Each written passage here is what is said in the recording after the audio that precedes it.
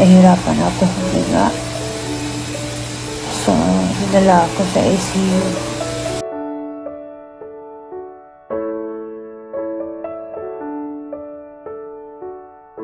Isang malungkot na balita ang gumulantang sa industriya ng OPM matapos pumanaw ang isa sa mga miyembro ng iconic group na AJs. Si Mercy Sunod. Sa mga nakaraang linggo, ibinahagi ni Mercy sa pamamagitan ng TikTok ang kanyang laban sa matinding karamdaman. Dinala siya sa ICU matapos mahirapang huminga, at napag-alamang may tubig at inflammation sa kanyang lungs. Sa kanyang huling video, buong tapang nananawagan si Mercy ng panalangin mula sa kanyang mga tagahanga at kaibigan. Biglang nahirapan akong huminga, so dinala ako sa ICU. May tubig pala. May inflammation yung lungs ko. So ginagawa na nila ng paraan. Hindi lamang isang magaling na beer eater si Mercy kundi isa rin siyang inspirasyon sa mga Pilipino sa pamamagitan ng kanyang musika. Ang AJs ay nakilala sa kanilang mga hit songs tulad ng Halik, Luha, at Basang-basa sa ulan, na naging himno ng maraming Pilipino na dumaraan sa hamon ng buhay. Column, Mercy Sunod.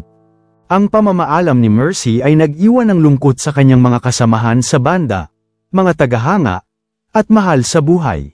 Subalit mananatili ang kanyang alaala sa puso ng bawat Pilipinong humanga sa kanyang talento at dedikasyon sa musika. Hello mga higala. Tapos na yung surgery ko sa lungs. Pero biglang nahihirapan ako huminga. So, dinala ako sa ICU. Tapos na yun. May tubig pala yun. May inflammation ng lungs ko. So, ginagawa na nila ng paraan. So, pag-steroids ang pinainom sa akin ng doktor para sa inflammation. So, ngayon, pag-pray na ako, guys, please. Pag-pray na ako na natatapos ito pagsubok na ito.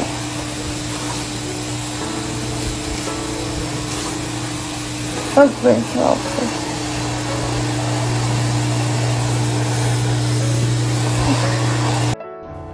Good morning.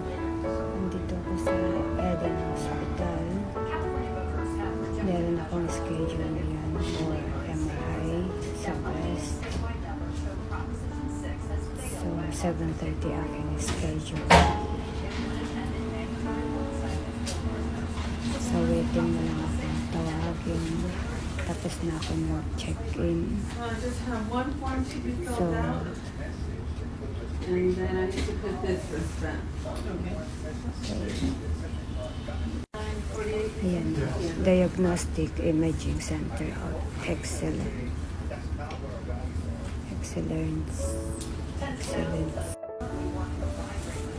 So, waiting na lang ako dito. Kailangan ng MRI para alaman kung tatanggalin na yung bukol, kung lumiit na ba siya. Okay, bye. Good morning mga higala. So it's my birthday today, kaya maaga akong nagsimba. So 8:30, nagising ako nagpa-alarm ako ng 6:30 para magising, maligo, para i-celebrate kong mag-isa ang birthday ko. Mahirap sa ibang bansa na nag-iisa ka lang, yung wala kang malapitan, malungkot. Yung iba talaga pag nasa ibang bansa ka. Solo flight ako. Yung gusto kong gawin, hindi ko magawa. Alam mo yun, yung mag-celebrate ng kasama ang pamilya mo. Hindi ko magawa. Iba pa rin talaga sa Pilipinas. Ngayon, napagtanto ko na mas masaya sa Pilipinas kaysa dito. Pero no choice ako dahil kailangan kong magstay na matagal dahil nagpapagamot ako dito. Sana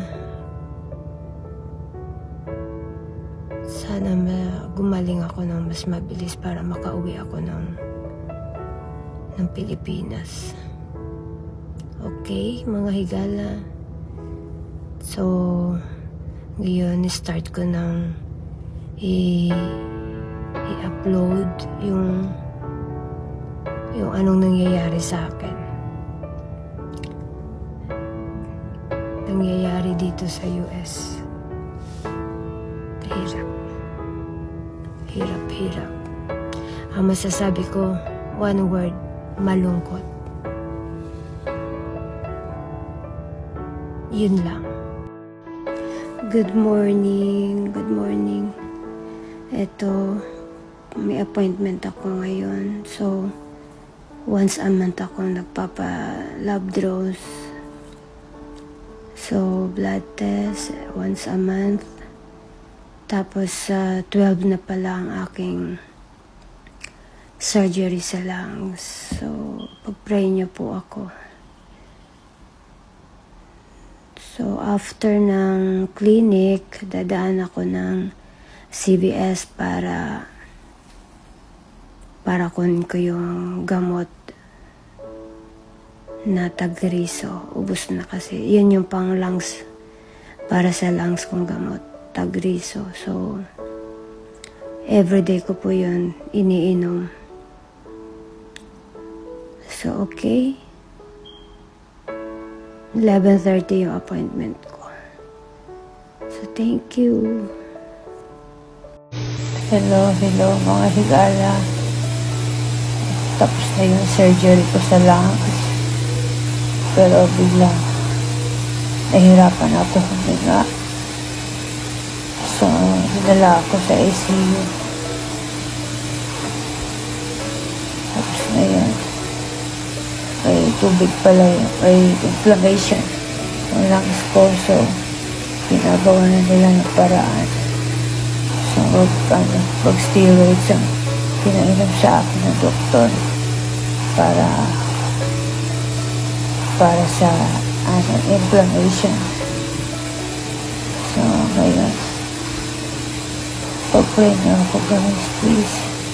Pag-pray niyo ako na natatapos ito pagsubok na ito.